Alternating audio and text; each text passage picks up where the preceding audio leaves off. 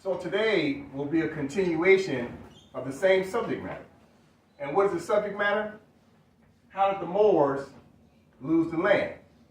So as we already learned, that today is a continuation from part 3. So today is part 4's class.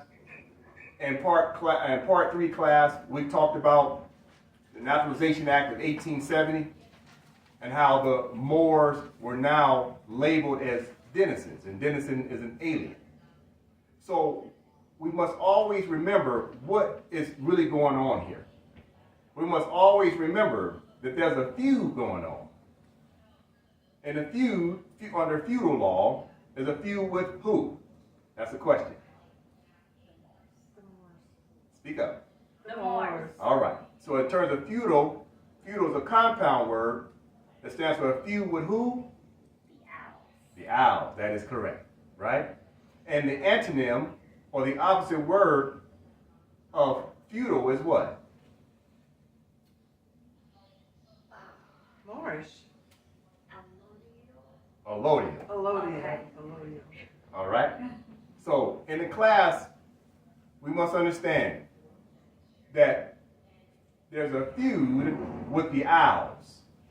And feudal law, feudal, is a compound word for feud and owl. So who's feuding with the owls? The colonists, who are chiefly British. And what is the opposite of feudal? Allodial. Allodial starts with A-L, the owl. So therefore, the feudal is feuding with the owls. Allodial is the highest status. So the colonists are always feuding with the owls, right? But they come up with all types of names for the owls being the Moors. So therefore, now they've classified the Moors as denizens and aliens, which means alien. Denizen means alien. Now watch this. So the word alien is spelled with what? A-L. So they've cast the Moors into another non-begear misnomer, another brand under a different status called aliens. But alien starts with A-L, the owls. Why are they doing this? Because they're reminding themselves who they're at feud with. Understanding that alien is A-L or it's spelled A-L-I. There's the Ali. Who are they feuding with? The owls and the Alis. Who is feuding with them? The colonists that now call themselves the white people and apply the term American to themselves. But they're really chiefly British. So therefore now they're at war with the Moors. So you must understand, in history they tell you aliens came and built everything and then they disappeared. Aliens never disappeared. They're still here.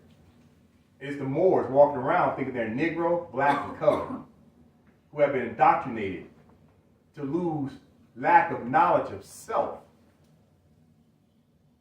People perish by the day for a lack of knowledge of self. And what has happened, the colonists have claimed everything as their own infrastructure. Most of the buildings that you look at when you're driving around town, in which Moors travel, but the connotative term is drive, Moors travel, denotative. So when Moors are traveling around and they see the old churches and old museums and the old historic buildings, those are all Moorish buildings that were more or less here before the colonists ever set foot in this continent in 1492.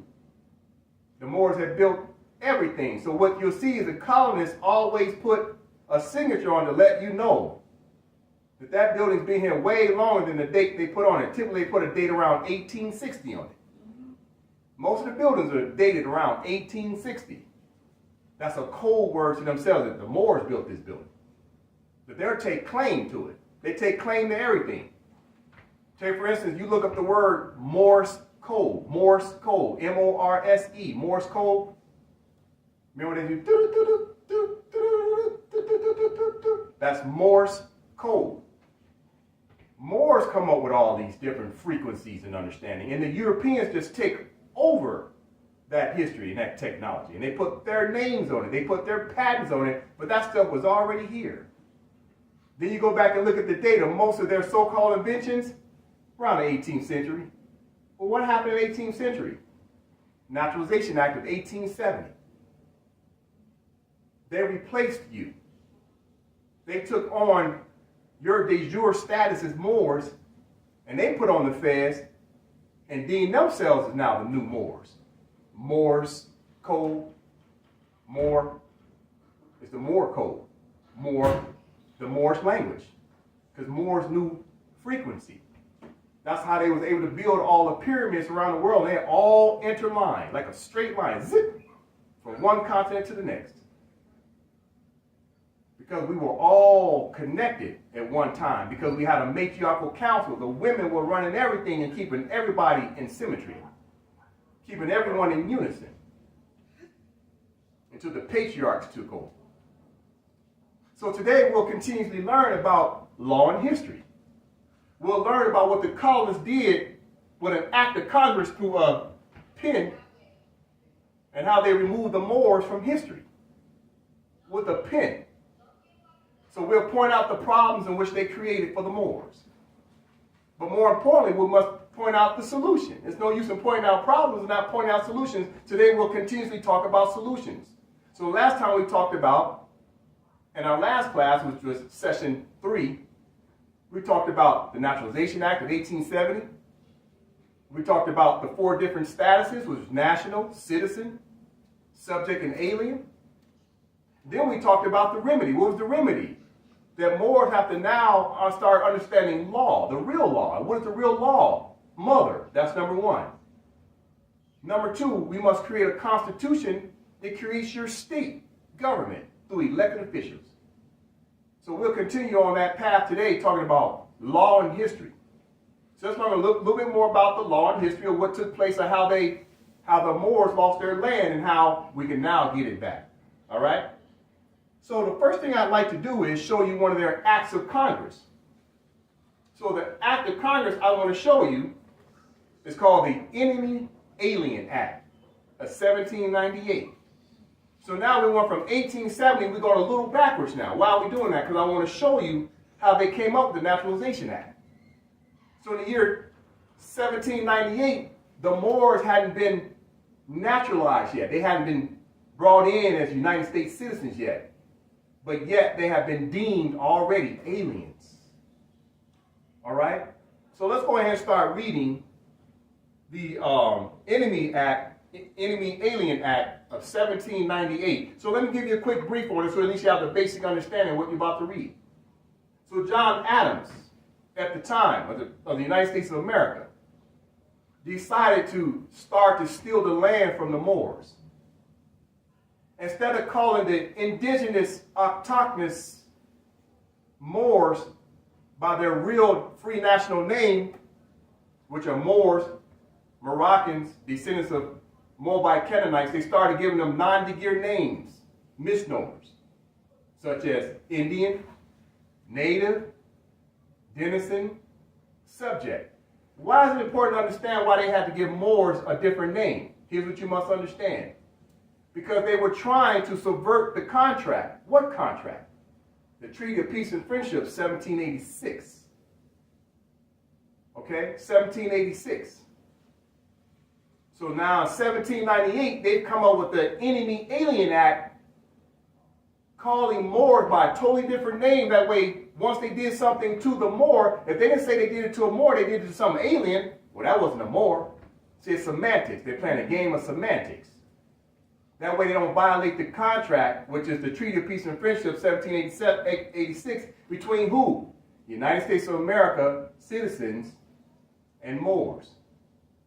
So they're still going by the proper name of the parties to the contract, but they changed the name of the other party to the contract to an alien, to a denizen, to a native, to an Indian, mulatto, black, Negro, African American, minority, anything but Moor.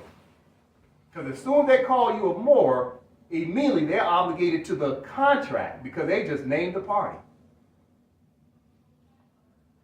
So that's what we got to learn today about this particular act of Congress. Because everything they do with a pen. They write the Moors out of history. through escheat and hypothecation. So let's take a look at what John Adams did. That way we continuously learn about law and history. You must understand, how did we fall? Where did we fail? You can only rise from where you fell. You must understand history, or you're doomed to repeat it again. So let's understand how they wrote us out of history. That way we can turn around and learn how we need to write ourselves back into history. Fair enough? All right. So it's always good to have the mothers to read. I have the mothers read the Enemy Alien Act from the United States of America, deeming Moors as aliens. Okay? All right. So this is, matter of fact, this is on page 577, when you're doing your research, page 577, chapter 66, section 1 through 3. So page 577, chapter 66, sections 1 through 3. 1 through 3. All right.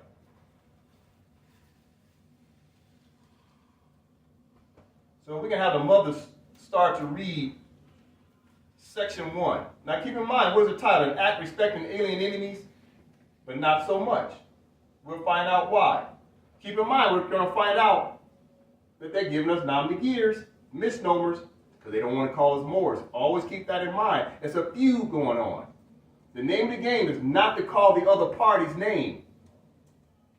That's the name of the game. Don't call the other party's name. Give them a different name. That means you're not obligated to any type of treaties, declarations, bylaws, any agreements whatsoever, because you just gave them a different name. You called them Toby. But their real name is Kunta Kinte. Just giving you an example. So when you watch the movie Roots, they forced Kunta Kinte to be called Toby, and everybody else in the village, in the community, the other slaves would call him Toby, because Toby isn't his real name. You see? So by calling you a denizen, black, Negro, African American, that's the Toby brand. Anything but more. You must understand the game of semantics that they play, because it has legal ramifications when you answer to Toby. You just said to them, they're not obligated to the contract. As soon as you call yourself a Moor, they're obligated to the contract. So let's learn what they've done to try to take us out the contract. So we have one of the mothers go ahead and read section 1. Be it enacted by the Senate and House of Representatives of the United States of America and Congress assembled. So stop. So first things first is United States of America. That's the name of the party. So the party is calling their own name out. We're United States of America, because that's the name on the Treaty of Peace and Friendship, 1786, United States of America. So they identify themselves. Okay, let's continue. That whenever there shall be a declared war between the United States and any foreign native nation or government, or any invasion or predatory incursion shall be perpetrated, attempted, or threatened against the territory of the United States by any foreign nation or government, and the President of the United States shall make public proclamation of the event, all natives, citizens, denizens, or subjects of the hostile nation or government, being males of the age of 14 years and upwards, who shall be within the United States. Stop. So right then and there, John Adams is making distinctions. He's claiming that the Moors, who are in their own homeland, are now going to the names of native, citizens of a different nation, denizens or subjects of a hostile nation. So who's the hostile nation? Talking about the Moors, who are already in their homeland, who are having disputes with the colonists, because the colonists is a new kid on the block. But you must understand, Sidi Muhammad allowed the colonists to stay here to cohabitate with the Moors. So through that cohabitation, we end up having disputes. So the United States of America is now drafting legislation to protect their own best interests by deeming everybody a misnomer, which is not their real name. They call them Toby. That way now when they have problems with these people they've cast as they don't know who they are, they're aliens, they can have cause to go to war with them. Because the Treaty of Peace and Friendship is a treaty of peace and friendship. So therefore, if you're warring on someone, that's not peace and friendship. Go ahead, Mother, if you have a question. And then they also mentioned us as being hostile. So at this point, they was already putting us in a negative category in the beginning here. That's correct. Now you must understand their mindset. Their mother country, Great Britain, is already fighting with them because they're saying that these people call themselves United States of America citizens are really chiefly British. They're treasonous from their own homeland over in Great Britain. So now Sidi Muhammad, whose real name is Abdullah ibn Muhammad III, has allowed these traitors, these treasonous people who were looking for refuge, who were looking for asylum, who were looking to go from being an immigrant with an I to becoming an immigrant with an E, then eventually becoming expatriates, which means they no longer want the nationality of being British. So now they find themselves cohabitating with Moors, and these people that are really chiefly British now going as white people and Americans, settlers, pilgrims. They ain't got nowhere to go. They can't go back home. They can't go back home, so they got to stay. So they're fighting for their rights to carve out whatever land and privileges they can, because they are the tenant in Moorish land. And we're cohabitating with the tenant. Okay? So you must understand their disposition in all of this. They're fighting because they can't go home. They have to stay. They are the imposters. They're the imposters based upon them creating legislation that says all of a sudden we're the enemy. Well, wait a minute. I thought it was a treaty of peace and friendship. At first, we were cohabitating based upon an obligation on both sides of the parties agreed to cohabitate. But as soon as you introduce something that's called a bill of attainder, ex post facto means you try to make something retroactive to create a brand new rule. You can't do it unless you get both parties to agree. You can't change the rules of a contract without the other party agreeing to get consent. The Moors never consented to this. So the column is just creating rules of engagement to undermine the Moors, and they're doing it in a very deceitful way because they don't want to put the name of the Moors on this contract they created. Because as soon as they did that, now they get in trouble with the United Nations. The League of Nations come in and say, no, you're warring with Moors because you put the word Moor in your contract. That's a violation of your treaty. You see? Semantics.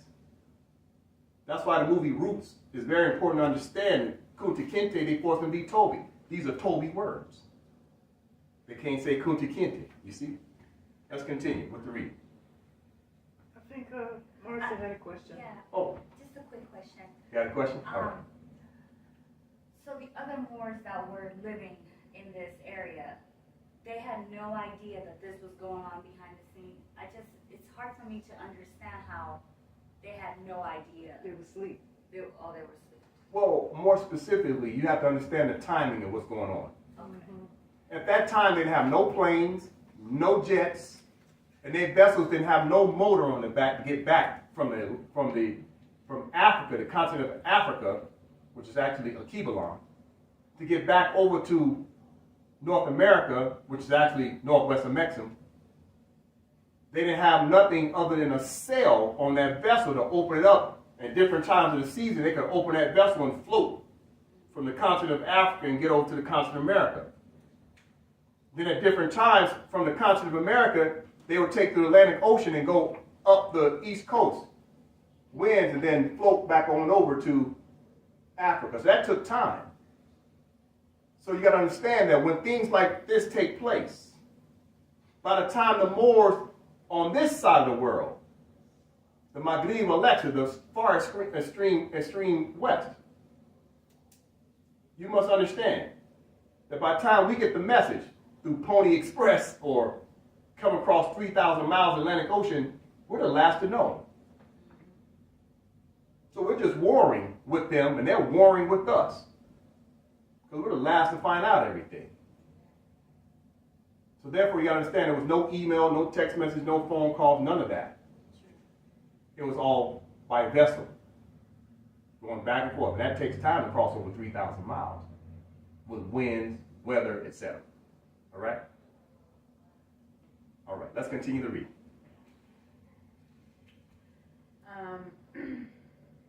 Being males of the age of 14 years and upwards, who shall be within the United States and not actually naturalized, shall be liable and apprehended, restrained, secured, and removed as alien enemies. So stop. Alien enemies. Wait a minute, I thought we were in a treaty of peace and friendship. How do we become aliens all of a sudden? Matter of fact, how do we become enemies? Because of not sticking to the rules of engagement to honor the treaties. They're running the so-called Native Americans, the so-called Indians off the land, which are really the Moors. Your trail of tears is Moors on their nom de guerre called Indian. Because they're not Indian. India is way over there in Africa.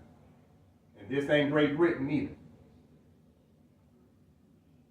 So they're removing Moors out of the 13 colonies. By one of two ways, by force or by death. Also, the Moors are practicing Islam. They're Muslims. The colonists are Christians. Christians are always all about indoctrination. Either you accept this Christianity and become a converso, or you got to go. Converso, or you got to go. They did the same thing in Andalus, which is contemporarily called Spain, which is the Iberian Peninsula. Either you adopt Christianity, or you got to go. So they want Moors to convert over to being Christianity. So now they get into our territory over here in northwestern Mexico, and they want Moors to convert, or they got to go. So you got to understand that war is going on too. So they're fighting over the land, religion. They're fighting over resources. They're fighting over the gold. You got to remember in the letter that George Washington wrote to Sidi Muhammad, he said that ain't too much gold on the East Coast. That's why the colonists end up annexing land the further west they went. What were they looking for? Gold and silver coins. It's all about stealing the Moorish resources. Well, of course we would be hostile. Yeah. Mm-hmm. And we would be the enemy. But it's crazy with them trying to create a peace treaty, and it's supposed to be friendship. You know, that they're already putting us in a derogatory category of making us be the enemy. Correct. So basically that means they already had the intent to make us enemies. That was like their intent. Correct. They weren't trying to have any peace with us. No. That's why they mentioned the Moors in that paragraph. Correct. And that's why it's mentioned as aliens, because they're feuding with the owls, alien. That's right. So it's like they premeditated that. That is correct. It's premeditated. Yeah. Let's continue. And the President of the United States shall be, and he is hereby authorized in any event as aforesaid by his proclamation thereof or other public act, to direct the conduct to be observed on the part of the United States towards the aliens who shall become liable as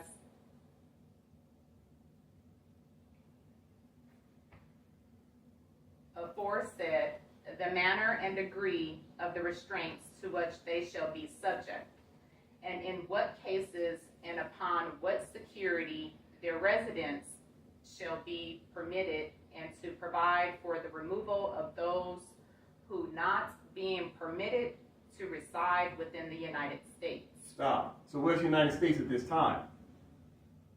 It's basically your 13 colonies, your East Coast. They're removing the Moors off of what they deem their territory, even though they're supposed to be cohabitating. Let's continue.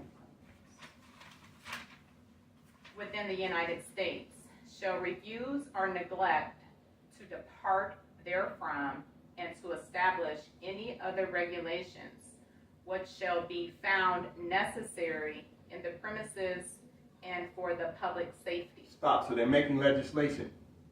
The public safety means the several states were making legislation that says they're protecting their best interest. And anybody who's against those interests are hostile and immediately considered an enemy, even though they're supposed to be cohabitating. Let's continue. Provided that aliens resident within the United States who shall become liable as enemies in the manner aforesaid, and who shall not be chargeable with actual hostility or other crime against the public safety, shall be allowed for the recovery, disposal, and removal of their goods and effects, and for their departure the full time which is or shall be stipulated by any treaty. Stop. See, they recognize who they're doing this to.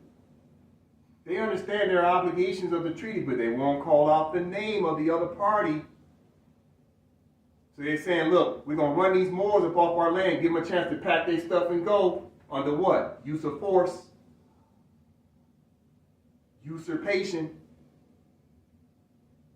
But if they don't leave out of our territory, then this is what we're going to do next. Here we go. Let's learn. Shall be stipulated by any treaty where any shall have been between the United States and you want to go ahead and move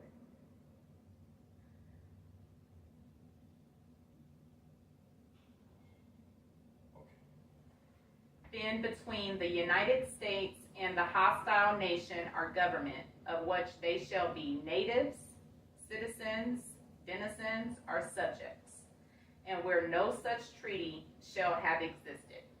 So stop. So now they're claiming there's no treaty amongst this other party they're trying to identify. So those who are aware of the treaty can enforce the treaty. Those not aware of the treaty can't enforce the treaty. Let's continue. Where any shall have been between the United States, the hostile nation or government, of which they shall be natives, citizens, denizens, or subjects, and where no such treaty shall have existed. The presidents of the United States may ascertain and declare, Ascertain and declare such reasonable time as may be consistent with the public safety, and according to the dictates of humanity and national hospitality. So what are they talking about? Based upon the consciousness of their constitution, the consciousness of we the people, their people. They're looking out for the interests of their people, to protect their people from these people they consider to be hostile, while simultaneously understanding they're the tenant. They're not the landlord, they're the tenant, fighting with the true landlords of the land. But remember, they can't go home. So they got to fight. Their back is up against the wall, so they got to almost invent frustrations and aggravation just to hold on to what they got. Remember now, they're going broke. There's no gold on the East Coast. The only thing they can do is get into trade, furs, etc. But it's not their beavers. It's not their rabbits. It belongs to the Moors. So what are they going to do? They just got to fight and take something. Strong arm robbery. all this is strong arm robbery on paper. Please understand, they're not doing this by themselves. You got COINTELPRO Moors, Converso Moors, and sellout Moors helping them. Colonists cannot win a war without a Moor. So you must understand, it's not just the colonists. You have to blame our own that assist them. Think about it. You got the Army, the Marines, the Navy, and the Air Force, and the National Guard. And you got a bunch of Moors helping the colonists go around the world, stealing land from everybody. They're the militia on behalf of the colonists. So you must understand, the colonists are not doing this by themselves. Question? No, just a comment. The Moors is the ones that really agitate me, the ones, the COINTEL ones. It's like you're doing that to your own people. And little did they knew they were going to get killed next too, because they were useless at that time. So it backfired. Correct. And now we're in this hole, and we have to get ourselves out of it. That's correct. Now let's continue the reading so we can continue to learn how the Moors lose their land. Through a pen, acts of Congress, through a de facto government claiming to be the landlord, and they are not. They're tenants. But we're cohabitating. But we're still the landlord. Let's continue. Section 2. And be it further enacted that after any proclamation shall be made as aforesaid, it shall be the duty of the several courts of the United States and of each state having criminal jurisdiction. Stop. So first things first, they're using the word state. Now, John Adams is saying, how are we going to get the power for those Moors that won't leave the land? What do we do with the ones being hostile saying they're going to stick around? He's using the authority of the state now. Remember, that's in the Vienna Convention. Article 48, error. What was the error? Article 49, fraud. Article 50, corruption by a state representative. So this John Adams is the state representative. Article 51, coercion by a state. So now he's going to give you an example, and he's going to use the power of the state to push his agenda.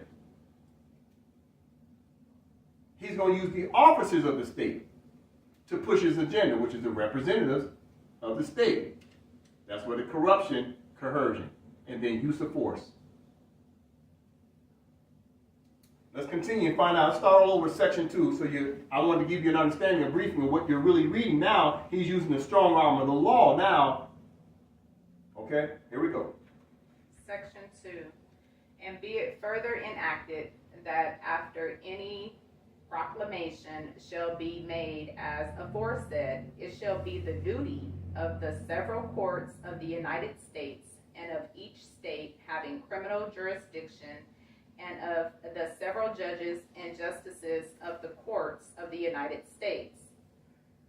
And they shall be and are hereby respectively authorized upon complaint against any alien or alien enemies as aforesaid, who shall be resident and at large within such jurisdiction or district, to the danger of the public peace or safety, and contrary to the tenor or intent of such proclamation or other regulations which the President of the United States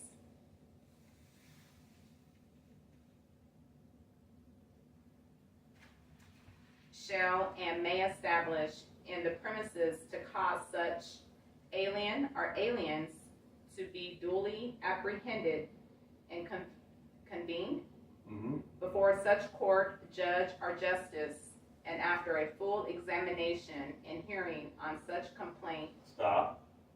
So what's happening? Same thing's happening today in the 21st century. They're detaining Moors for no reason. They're building prisons and detaining Moors because they can't remove the Moors from the land. Why can't they remove the Moors from the land? Watch this.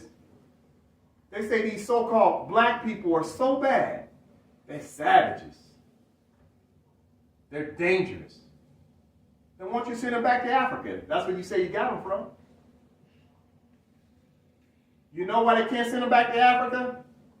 They never got Moors from Africa. You were already here. Definition American. Year 1828. Found here by the Europeans. So according to the Treaty of Peace and Friendship, no disputes. According to George Washington's letter, 1789 and 1791, he clearly states the Moors are not to be removed from their own land. That's why they keep building prisons, because they can't deport you out of your own land. So instead, they build prisons, high-rise apartments, to house Moors with wardens. We'll learn more about wardens here in a moment, because they can't remove you. Where are they going to put you at now? They've already annexed the entire North America. They was moving us here, they moved us there, they moved us over, and they annexed all the land. They're like, we can't put them nowhere else now. We took everything. So now they just build prisons. Think about it. Prisons and projects. High-rise projects. They're trying to find some way to put us. Why? Why don't they send us back to where they claim we came from? There's 54 countries in Africa. Send us back to the black country, the black state in Africa. Since you say we're black people, send us back to the black state. Send us back to the black country. It don't exist. Send us back to the Negro country, the Negro state. It don't exist.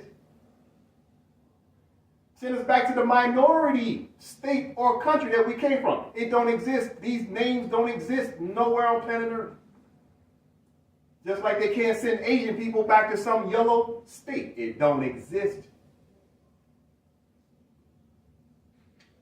And these people that call themselves white can't go back to some white state because it don't exist. They build prisons. They house us for 30, 40, 60 years. Let's continue. They confine us into neighborhoods. Correct. It's projects. No different than a reservation. A reservation means to reserve. It's reserved land. Projects means what? It's a projection, project. They're having projects to see what happens when they put us all together, surround us, won't let us so-called cross the tracks. That way we create civil war amongst each other because we simply just trying to survive. It's a project to see if we'll kill each other because they're not supposed to be killing us. They let us kill each other.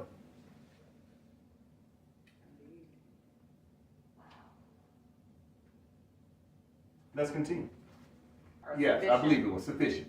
Sufficient cause, therefore, appearing shall and may order such alien or aliens to be removed out of the territory of the United States, or to give, what's that word? Sureties. Sureties of their good behavior, are to be otherwise restrained, conformably to the proclamation or regulation what shall and may be established as aforesaid, and may imprison or otherwise secure such alien or aliens until the order what shall and may be made as aforesaid shall be performed. Stop. That's been going on for a couple 100 years. Putting our brothers and sisters in jail. We keep wondering why the cops keep messing around with us on the street. It's because of an act of Congress. It's because of the Christian Black Codes of the year 1724, Article 13, giving both cops and neighborhood watch, chiefly British people, permission to either beat us, imprison us, or kill us. Legally. Legally. Why? Because we go by a nom de guerre. So you say you're black. Oh, that's Enemy Alien Act. Oh, we get permission to kill you. And you don't even realize you're consenting to it by calling yourself Negro, black, and colored, because all those things allude to alien. Because it's an adhesion contract. And within that contract, the word black is synonymous to all these other nom de guerres and misnomers. If you don't call your name by the name on the party of the contract and your free national name, you're giving them permission to kill you with impunity, because that's the legality for their nationality. And we don't even know it. Wait a minute. Our brothers and so-called sisters up in Congress, they call themselves House of Representatives, senators, governors, mayors of all these cities around the United States of America, corporation. They know these things. But they got a job. And they got a decent pension coming their way. Now you notice what John Adams said right here. He says, as long as you conform, you can stay. Did you see that? So your mayors is overseeing all these cities. Cities are crappy. But you got somebody sitting in a seat look just like you, so you think you're making some progress. Nah. That's a converso. That's COINTELPRO. That's a sellout, unconscious Moor or conscious Moor. That's allowing the colonists to steady, annex, and colonize your neighborhoods. Because they call it now gentrification. And it's really annex colonialism under a different nom de guerre. It's semantics.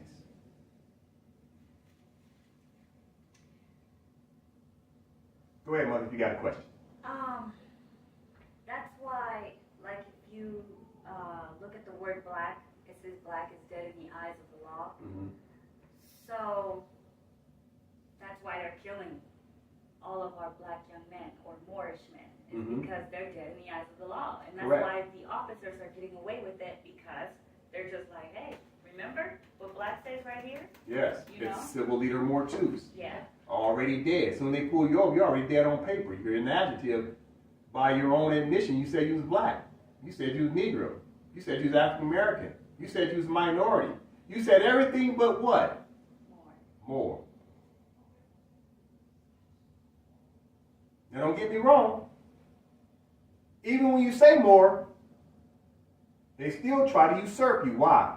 Because they did it to the Moors even in 1798. They're just criminals. That's the bottom line. But we still must understand the history so we can learn how to use our pen and get ourselves back into the proper fold of government and power by having our own state constitution and start enforcing de jure laws the way they're supposed to have been done. Let's finish up with section 3 and then we go on to some more understanding.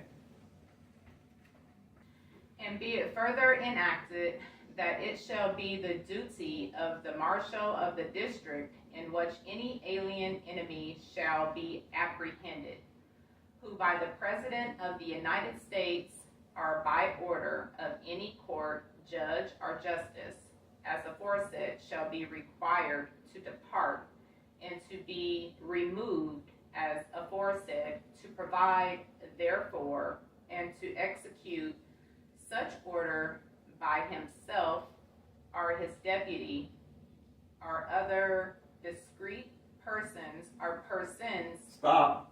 That's your Karens. Discreet persons is who? That's your neighborhood watch Karens doing their job. And these people out here call themselves Negro, black, and colored don't realize they're consenting to allow Karen to do what she's doing because you ain't calling yourself a Moor.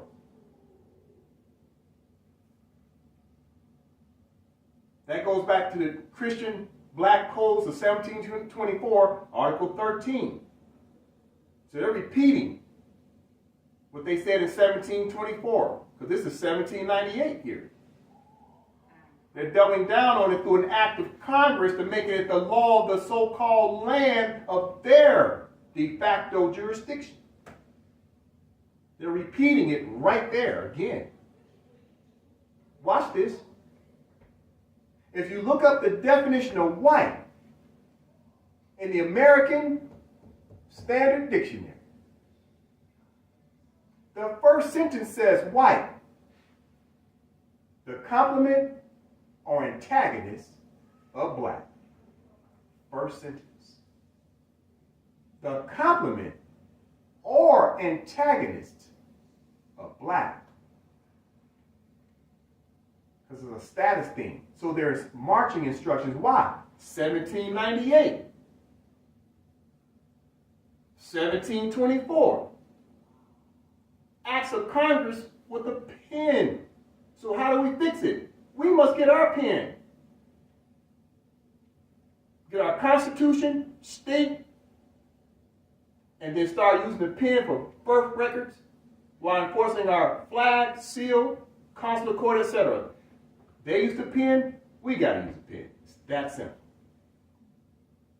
So don't blame them. Get wise and start fixing this thing. But we must understand the history. So yes, you're definitely going to get mad, irritated, but the question you must ask yourself is, how do I fix it? And we'll talk about that today. Keeping in mind how the Moors lose their land through acts of Congress with a pen. Well, it's actually by the pen, but it's also knowing thyself and knowing that black is beautiful and knowing that the programming that they have taught us all these years is very derogatory for our mindset. So if we don't change our own thought process and knowing that even black, because everything is made out of black. Black is beautiful. You know, you learn things out of darkness. Correct. Anything Comes out of dark light comes from darkness. But if we don't understand that, we're going to continuously stay in this mindset. But we got to know ourselves before we can even hit a pen and push anything, because we've been programmed to think that we are the enemy. They don't even realize. That's why we study. That's why we study. They don't realize the word black is not the problem. No, it's not. It's like when they say guns don't kill people, people with guns kill people. But I'm just saying, as far as like a lot of people have identity issues, there's a lot of black people, like in Jamaica, you got women that's bleaching their skin because they feel that their color is not beautiful, you know, and that's what I'm meaning by knowing thyself and loving thyself. If we don't know who we are, original, that we are the aboriginals, then we're pretty much just giving it over to them anyway. Okay, so you just said everything that I've been reading. Their job was to hide the de jure name of the people. The true identity is Moor, Moabite, Moroccan. They removed that from the books, removed that from your consciousness, and replaced it with something. Nom de guerre. A nom de guerre is a French word for assumed name for war. War. But that's why majority of us have a self-identity issue when you look in the mirror and hate yourself or whatnot, of not knowing who you are or where you come from. Okay. And then they turned around and did this. And all you black people came from Egypt way over there. That way you don't focus in on your own homeland. The guys running around, where did I come from? What tribe am I from? Right. Yeah. You're You all from farsighted. You're from here, fool. Yeah, you're farsighted instead of nearsighted. Nearsighted. Because you don't understand the definition of Moor. You don't know what the Moor means. It's the true identity. All right. So now that we've gone on a little bit of history, let's start getting into the Black's Law Dictionary's more reference points to get an understanding that why do they keep calling us aliens? Well, they have words that continue. That way they understand what they've done. That way they don't forget their own history of what they've done over the hundreds of years. So now we must understand when they start talking about they're using a state And underneath the state, they got their judges and cops and their Karens to keep Moors in their place. It's because Moors don't have a state. In order for a people to have rights, you must have your own state. State of mind, first understanding your nationality, then your own state that has a constitution. So let's first things first, let's look up the definition of state. You can find state on page 1578. So we can have one of the mothers to read it.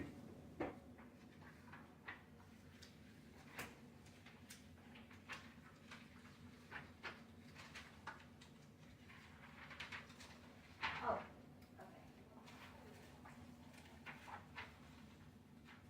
Go ahead.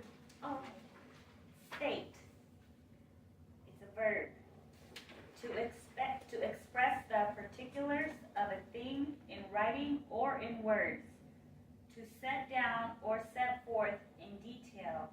To aver, allege, or declare. Case law. So stop. To express the particulars of a thing in writing or in words. To set down or set forth in detail. So what is that? That's state of mind. That's an action. A verb, a partial speech, is an action. It's an action. That's a thought.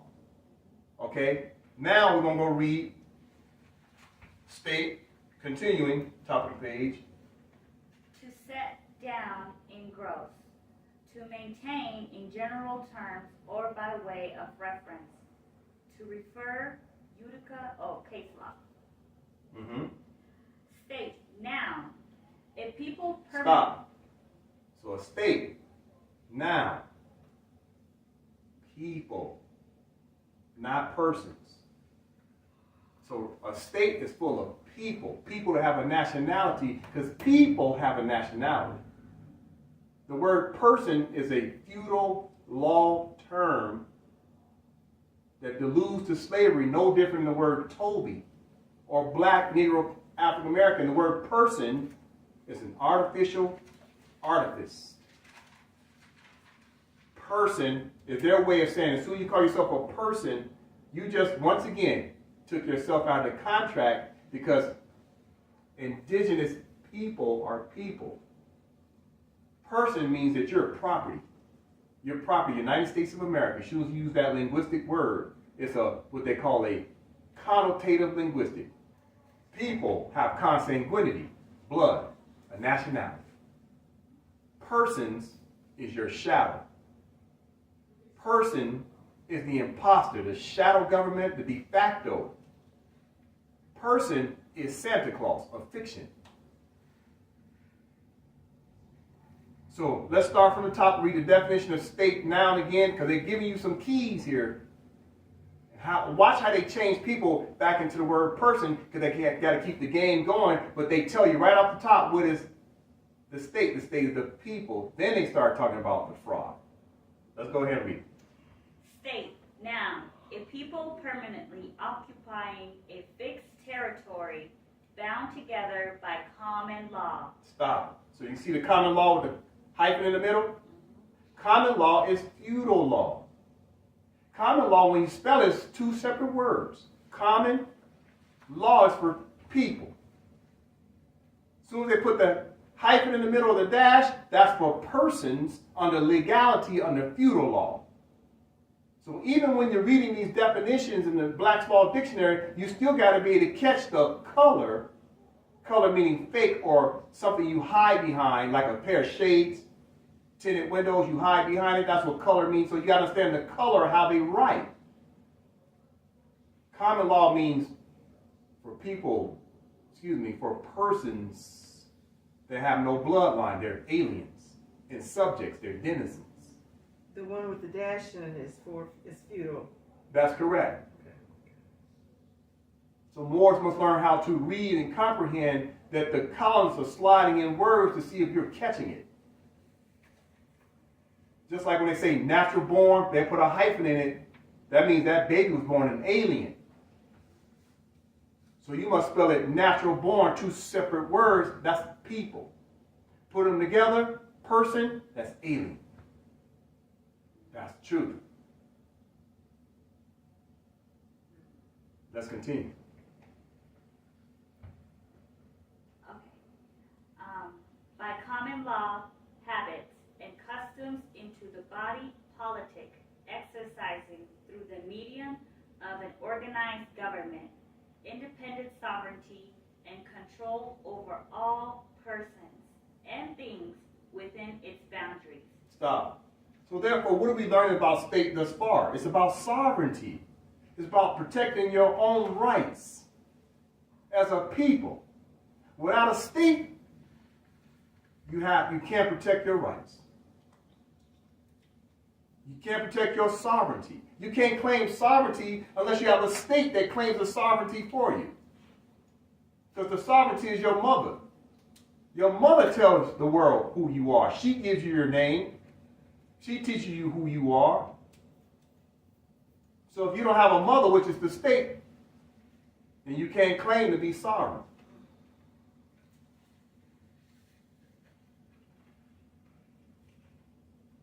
Let's continue.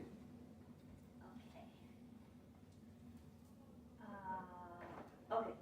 Capable of, where was I? Through the medium of an organized government, independent sovereignty, and control over all persons and things within its boundaries, capable of making war and peace, and of entering into international relations with other communities of the globe. Case law. One of the component commonwealths or states of the United States of America, the term is sometimes applied also to governmental agencies authorized by state, such as municipal corporations. So who authorizes the agencies? The state. You can't claim to be an officer of anything without a state. And before you can have a state, you have to have a constitution. We'll talk about that. We're talking remedy. I've showed you some history of their acts of Congress. How do you fix it? You must start understanding what does state mean. It helps you start putting together your sovereignty and control over your own nationals. To put together the offices so that they have what's called competent authority. You can't be self-appointed anything.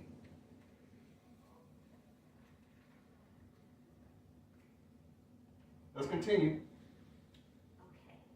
The people of a state in their collective capacity consider as the party wronged by a criminal deed, the public as in the title of a cause, the state versus a B. Correct. So Moore said they've been wrong. Okay. You gotta have your state to help represent you. And its officials that have been properly elected by its people for the people. Without a state, you can't make a claim. You can't say something's happened to you without the proper representation. Must be state because everything is politics. You must have paper that says you have a state. Then you can enforce your rights. And until then, you're a denizen.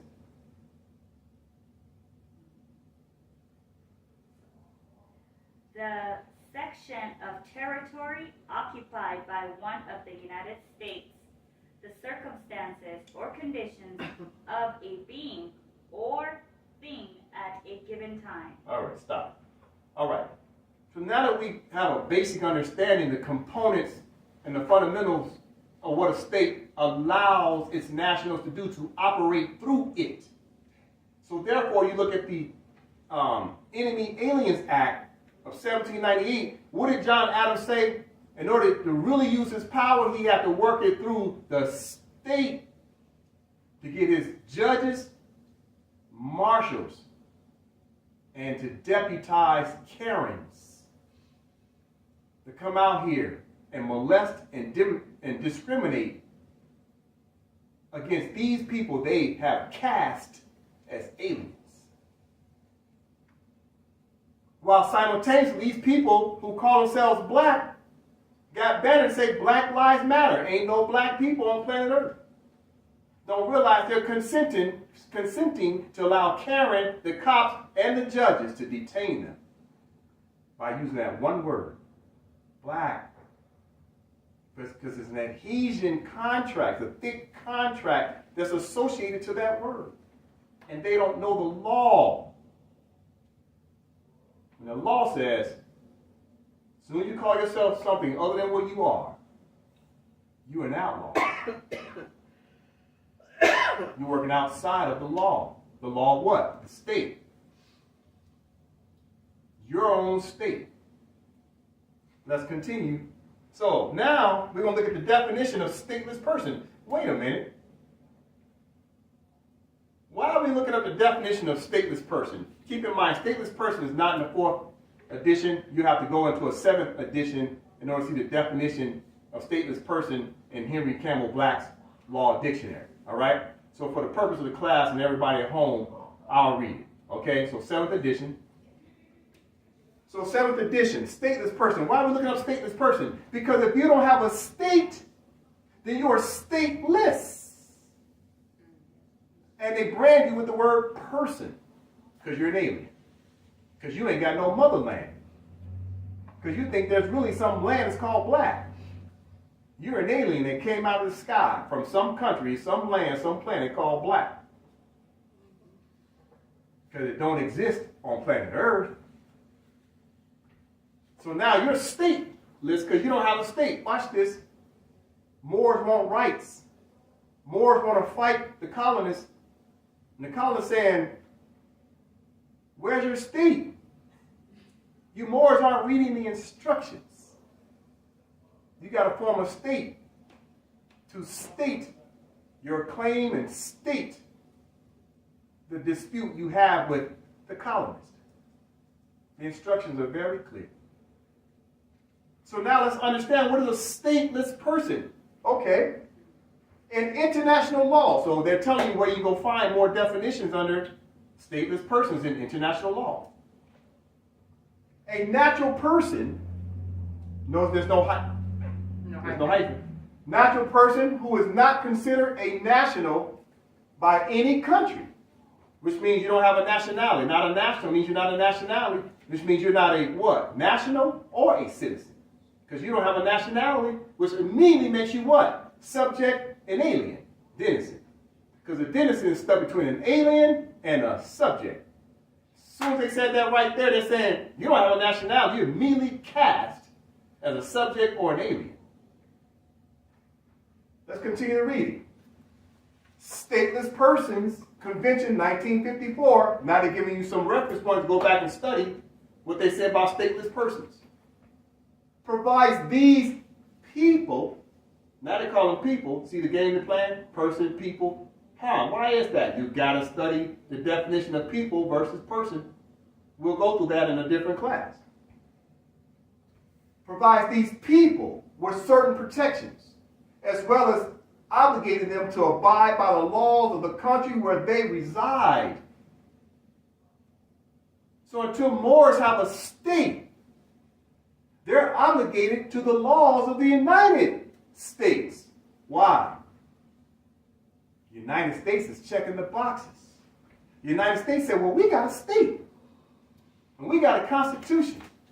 And we got a flag. And we got a seal. What do you Moors have?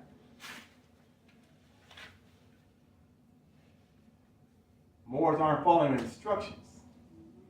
But we're going to talk about the instructions because we got to fix this thing. Problem solution. Let's continue. Stateless person, small print. It is, of course, quite possible that a person may be without any nationality, in which case he is referred to as a stateless person. They just tell you specifically right there.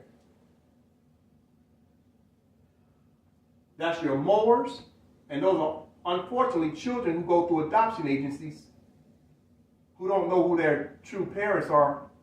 Especially a lot of people come from Asia, they get adopted. The colonists love to adopt people from around the world. And that baby comes in to the United States of America corporation, and they don't know if they're Korean, Japanese, from Guam. So they just know they're Asian. So it does happen. But the reality is, they're really talking about Moors who've been colonized. Read it again. It is, of course, quite possible that a person may be without any nationality, in which case he is referred to as a stateless person. So if you don't have a nationality, you're immediately, who you call yourself black, that's not a nationality. What's your nationality, black man? Oh man, they went and got my family from Africa. That wasn't my question. Where did they get your family from in Africa? Can you at least tell me that? Oh man, they put us all on a slave ship. Yeah, some of us came on a slave ship. But 95% of us was already here. And you were more. And even if your family did come from Africa, guess what? You're still a Moor. Because we're all part of the same human family. So it's really a trick question when I ask somebody where they're from. I like you to name the country or state. But the reality is we all got Moabite Canaanite bloodline. We're all Moors. Go ahead, Mother. I was going to say, and we're so programmed so well through school that nobody even questions, how did you bring all those Africans in a ship, right? How did they all just sit there? How did the food fit in the ship? How many times did you go back and forth, right? Those kind of questions, because that would take years to bring Africans literally from across the continent, despite the weather changes. So nobody ever questions them, because I never questioned that until just now. During that time, it took approximately 2.5 months to get from Africa to the continent of America. So during that time, you're saying you're housing all these slaves at the bottom of a ship, which means you got to feed them, so you got to bring enough food for 2 months off the top, plus your crew needs to eat. Then you got to bring fresh water, because you can't drink the seawater. And water is known as one of the most heaviest and unstable elements on planet Earth. So you got to bring 2 months worth of water.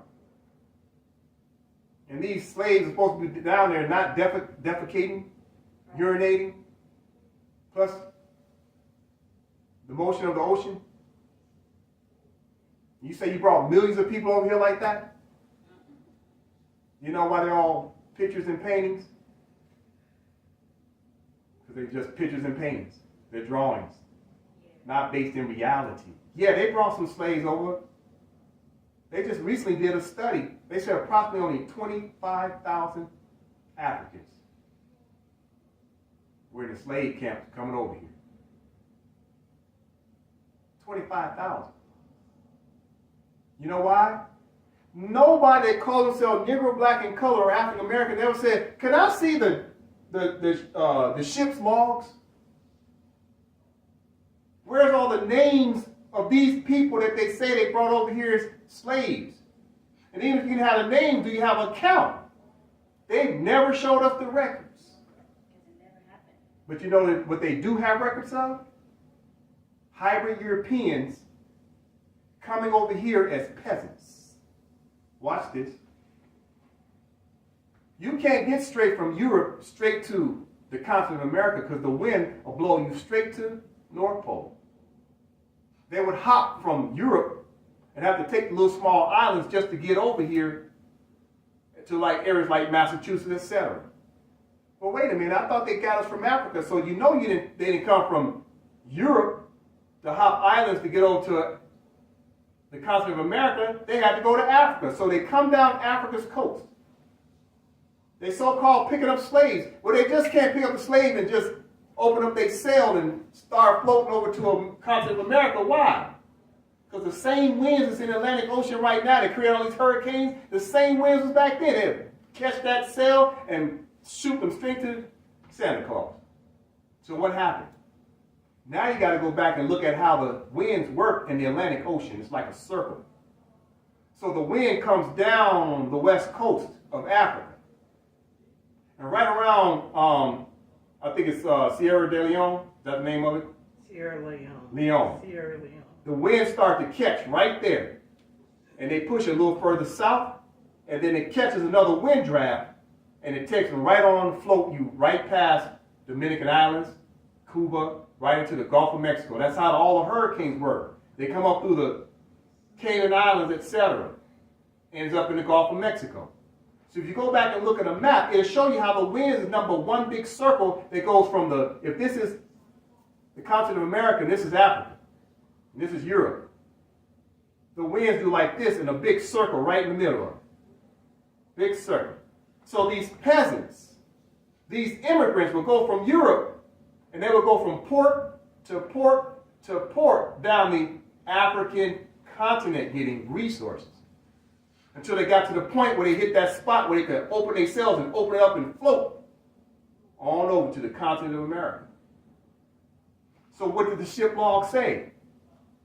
Slaves, Slavs, Slovakians, which are hybrid Europeans. The Europeans was on the ships, packed in like sardines. Sit here and tell me you ain't never seen pictures of the immigrants piled up on those ships, waiting to get off the ship into the new world. We've seen the black and white pictures. They all standing there in the suit and got their hats on. They all on a ship. They were coming down the west coast of Africa. So when they said the ship got here, where'd y'all come from? Africa. They're talking about themselves. They're talking about themselves. They always switch it on us. They tell history reverse. So the only slaves they were taking is from the continent of America, northwest of Mexico, to Europe. They're taking that same wind. This is America, Africa. When those winds float like this, they come right up through the Gulf. They shoot through the continent of America. And what do? They go right up towards Europe. All those winds, Air Force winds, go right up through the continent of America, right? And they float back up towards Europe. So the slaves they were moving from America was us, taking them to Europe. The ones that are coming from Africa was them. That's why they got all the ship's logs. That's why they can go back in history. Great-great-great-great-grandma came over here. I see her name right there. Well, where's our book that says that? Think about it. They had no motor. They had to use sails. They opened that sail up, poof. And those same winds that come up through the Atlantic Ocean, the same winds that grabbed their sails and brought them from the continent over to our continent. And it came like this. So when they tell you the story about Christopher Columbus got lost, because he caught one of those currents and it snatched him up like Dorothy. Brought him over here. The wind. Why didn't Christopher Columbus, if he's looking for America, why didn't he just go from Spain straight to New York? Because he had to go down the west coast of Africa, getting water, food, resources. Then he finally floated, got lost, because he didn't understand how those currents worked. It'll snatch you in like an undertow. They tell the history reversed. They are the slaves, the Slavs. They enslaved their own people when they got to the 13 colonies. They enslaved their own.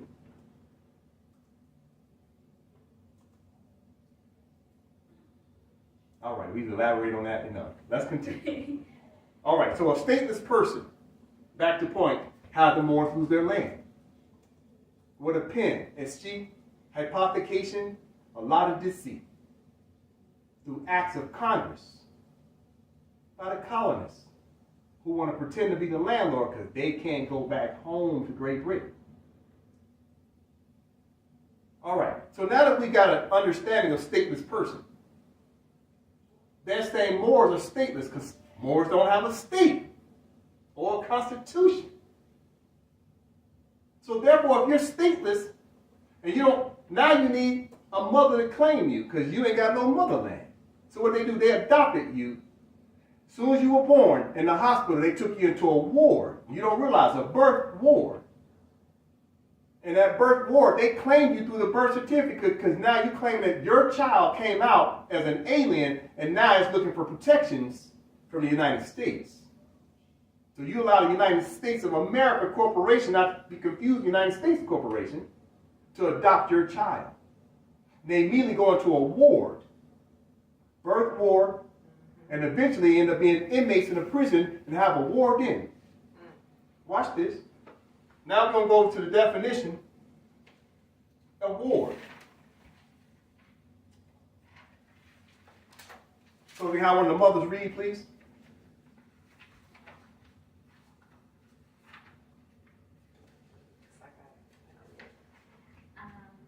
Ward is on page 1754. All right. Ward. 4th edition. Ward. Guardians care, charge as the ward of a castle. So in the phrase, quote unquote, watch and ward. So a ward is a guardian. Okay? Someone is taking care of something. Someone's in charge of care. So to watch the ward. Who are the wards? The rewards of the spoils of war. Can I read mine? Yes, please. Mine Fifth is the edition. 5th edition. So 5th edition. Guarding, caring, protecting a division of a city or town for elections, police, and other purposes. A person, especially a child, or incompetent, placed by the court under the care of a guardian, a corridor, a room, or other division of a prison, hospital, or asylum. Mm-hmm. So who's the child they're talking about? The Unconscious alien. Moors, the aliens. These people call themselves minority, although they're 40 years old. They call themselves a minority. They don't realize they just call themselves a child.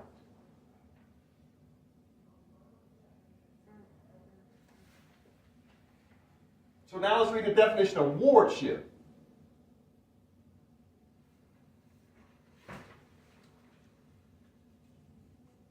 Wardship's on page 1755, Black's Law Dictionary, 4th edition. Wardship. In military tenors, the right of the Lord to have custody as guardian of the body and lands of the infant heir, without any account of profits until he was 21 or she 16.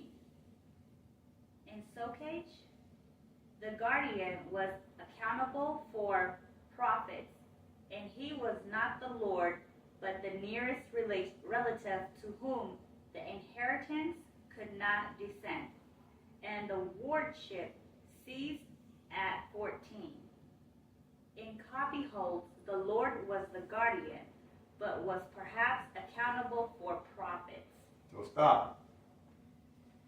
So wardship is military. So they see the word military.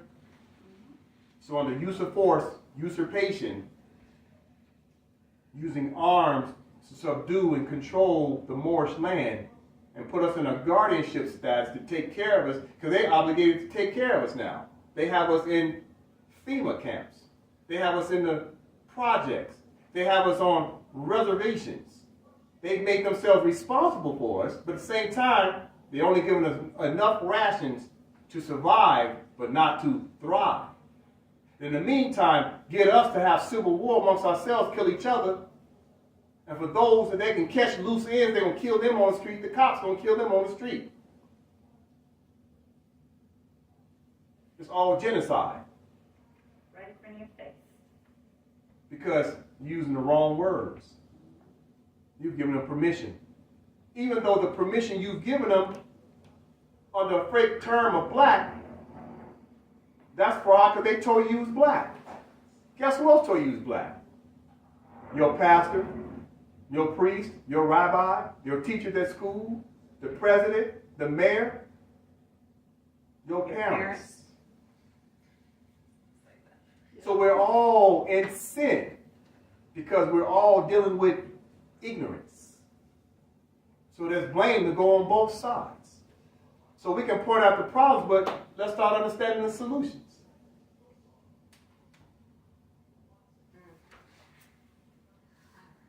First, we got to understand the programming, that we are programmed. Correct. Yeah. And that's the purpose of looking at law and history, to understand what happened and what do we need to do to fix it. So let's keep talking remedy. Let's look up the definition of nationality. Keep in mind now, how did the Moors lose their land and how do we get it back? Nationality. By understanding how to put together a government through a state to have a constitution. Now these are reference points. Reference points. So nationality is on page 1176 of the 4th edition.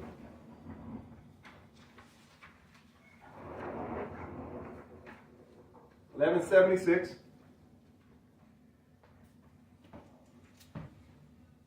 So we have one of the mothers read, please, aloud. Nationality. A little louder. Nationality. That quality or character which arises from the fact of a person's belonging to a nation or state. Stop. More say, you must claim your nationality. Okay. You check the first box. There's more boxes, Moors.